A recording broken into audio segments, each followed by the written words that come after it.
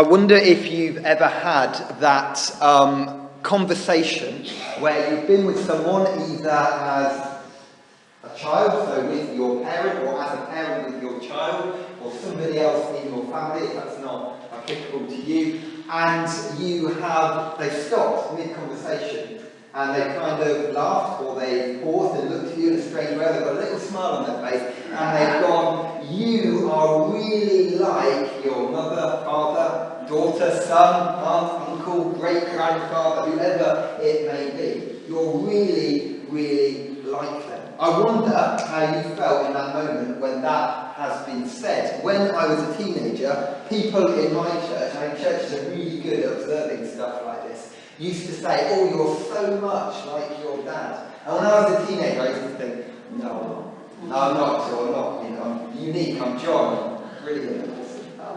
I'm not like him at all.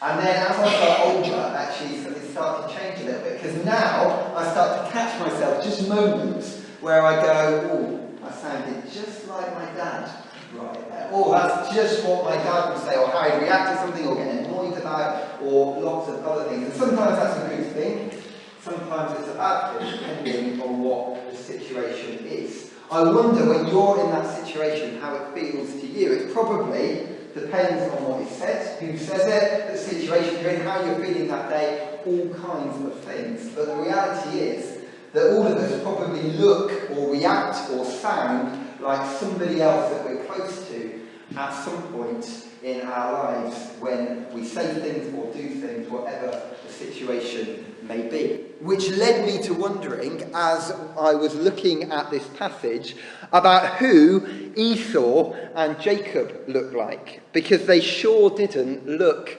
like each other, did they? As we've already thought about this morning in the objects that we had in the all-age talk. Esau was red and hairy. Jacob was slippery and smooth. They were as different as chalk and cheese in how they looked, and as they became older, their differences only seemed to become more announced, more obvious, because they liked totally different things. Esau was a man's man. He liked wrestling and mud and sweat and hunting and all the things that make you go, whoa, I'm a man. Jacob was slightly different. He was a man of the tents. He liked cooking and maybe softer things. I don't know. Probably in a game of rugby at school that he was forced to play, he would be the type of person who would get rid of the ball as quickly as possible when it came to him, so he wouldn't get tackled and everyone would jump on top of him. That used to be my tactic when I was at school, and they made me play rugby. Some of you are looking at me horrified. You can tell we're in rugby land rather than football land near Leicester. While Esau was off shouting, lads, lads, lads, on the hunt, Jacob was probably at home making a creme brulee. And as often is the way, one couldn't understand the other because they were so different. But they weren't totally different, because they both had something in common. They both wanted to be top dog. They both wanted to get one over the other, and they both want what the other has, which isn't theirs to have, in the passage. Maybe it's because I'm the younger child in my family. Not that my parents ever treated me or my sister like Jacob and Esau, but I find it easier to understand Jacob's position in the story. He was youngest by what? A second, if he really was born holding Esau's foot. And yet that second, in the culture that they lived in, meant everything.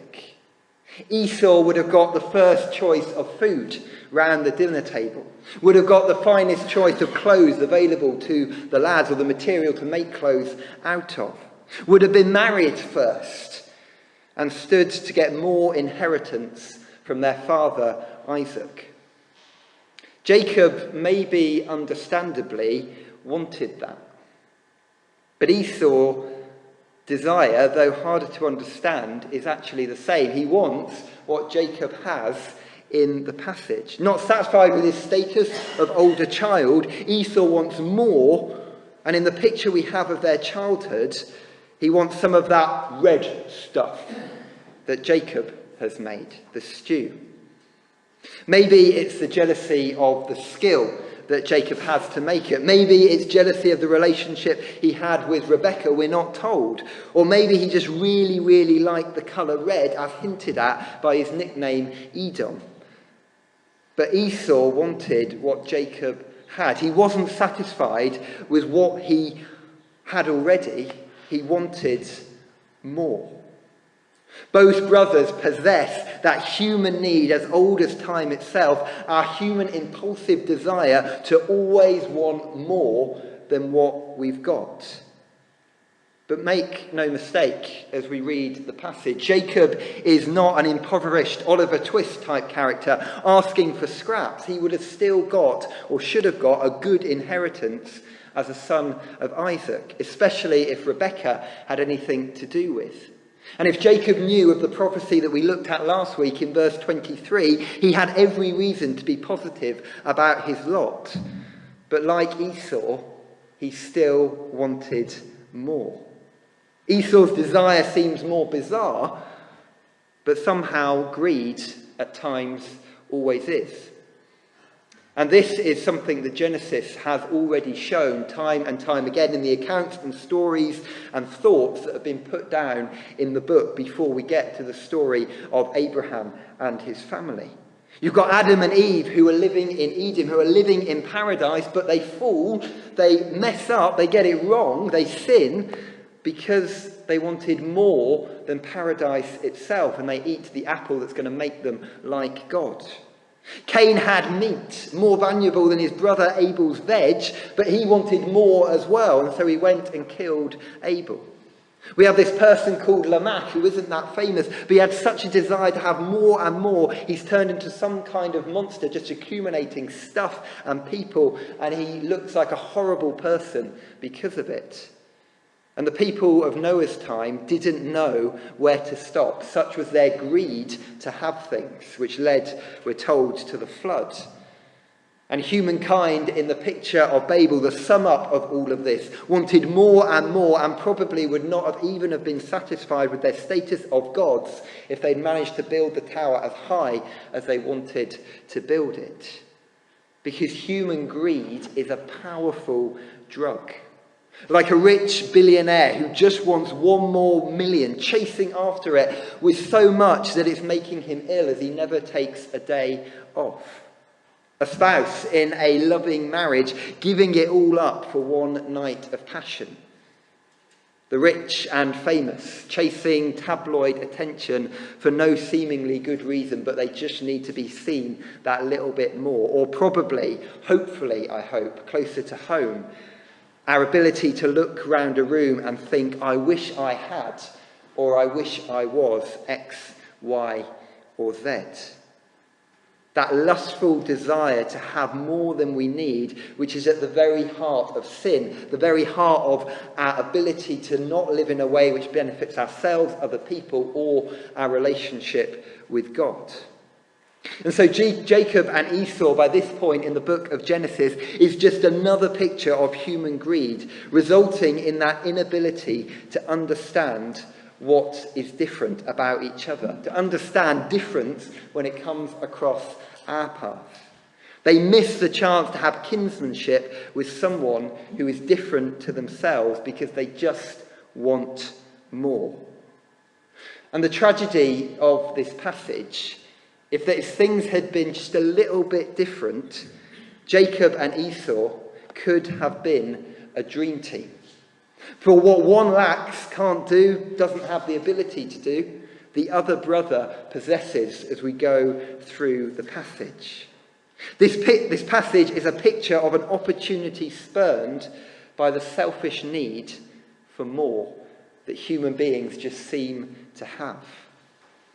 Esau was a great hunter. We've thought about that already. A man of the open country, the Bear Grylls of his day, you might say. But Jacob could take that meat that he caught and turn it into a banquet, a Michelin star chef. Jacob knew where to go and who to speak to locally. He was a man of the tents, we're told. But send him out of town, he would likely get lost and you'd have to go and find him. Not Esau. He was the tom-tom of his day when it came to the open country. He knew his way around. He knew where to go. He knew where to hunt animals.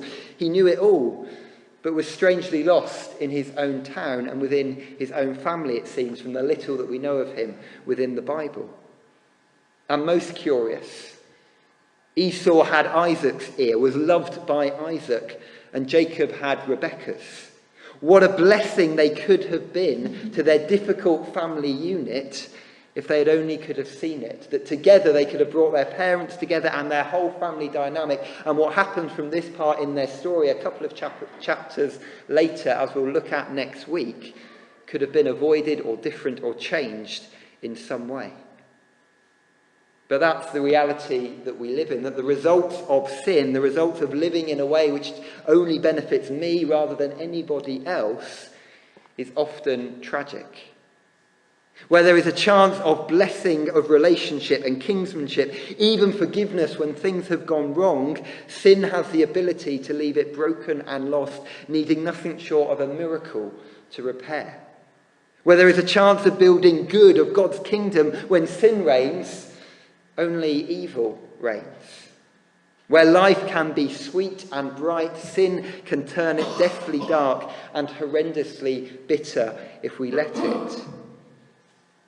And actually neither Jacob or Esau come off well in this passage. They're left lacking in some way. Jacob has turned into a thief. He has stolen what was not his. And more to the point, he has learned that that is the way to get what you want in this life. Time and time again, as we go through Jacob's story, we will see this kind of trickster in him, where he takes something that isn't his through ways which we think, well, that's not really right, is it? And Esau's just a fool, giving up his inheritance for a cheap red stew. Turned bitter by the whole experience and the ridiculous oath that he makes that has cost him everything. And so as we view these warring brothers, there is a message to us as human beings. That we will face difference in our life. It might be in our own family, it might be somewhere else, but difference will come. And that sometimes difference, for whatever reason, will stir up emotions in us which are not good. And if we want to be a disciple of Christ, an image bearer of God, then we need to choose what to do with difference when it comes our way. Because with God, as we've found time and time again in Genesis and other books of the Bible, there's always a choice. And so when difference comes, we can go one of two ways. We can stand on one side and we can say, I don't like difference. I don't understand it. I don't need it. And we can become defensive about our own way of doing things. And by becoming defensive, we can reject whatever that other difference is, whether it's saying something, thinking something, doing something. And we can miss what Jacob and Esau missed. That actually in that difference, there could be an opportunity to learn something about somebody else, something about me, something about the world that we live in. If we let that difference be the only thing we see in a person, then it will break something and we could miss something that we could learn that God wants to teach us. But on the other side is the Christ way, is the Jesus way, because we know that Jesus, when he walked as a human, lived in a way that was totally different, and he actually went and he tried to find people who was different. Samaritans, women who weren't valued in that society, people who had been scorned and pushed out of society because of illness or because of something they'd done or lots of other reasons. Jesus went and he found them and he showed them that God loved them. Some differences, maybe because of our faith, we will find it really hard to accept.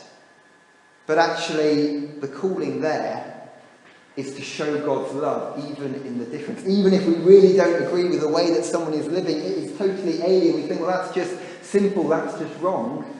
Well, Jesus went to those people and he showed that God loves them. And what Jesus did at the climax of his life is he went to what is at either end of the hall.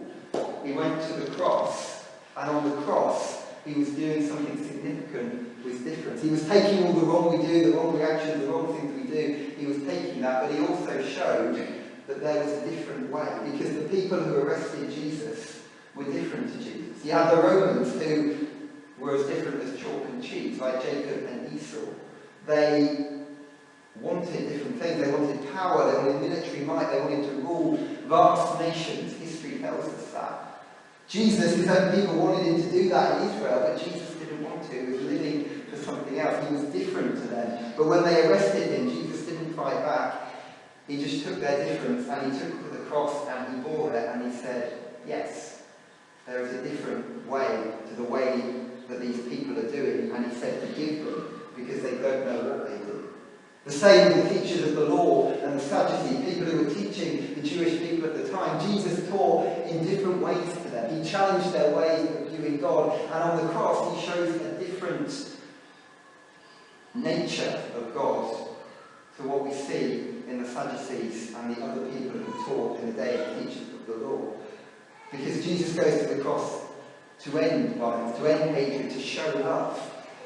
Often what the teachers of the law and the Sadducees taught was that they needed to be kept in, hemmed in, not showing things to other people at all. That their way of being cut off was the only way they could get salvation. Jesus said no. The way to get salvation is to live in a way which is different. To not let hatred reign, to not let violence reign, but to let love reign even when it is hard and difficult and it looks like there is no hope in a situation. And we're seeing this at the moment in our country. We're seeing people grappling for power, seeing people trying to get their own way, trying to do things in a way where they're in control and what they want is happening. We've got the party that is ruling our country at the moment, dividing into factions, living in a different way, wanting one thing or another, not getting anything else done, or very little done, because they're doing that. And it's not having good results. People are fed up, people are probably a bit disillusioned, or just not really interested in what is going on. And actually this is why the church needs to be different in the relationship we have. Because when that is the story of our country, the narrative that is being told in the way that leaders in our world react, when people see something different to what's on their news screens and on the news they look at in the newspaper and online and the rest of it, then it's going to make them see something that's different.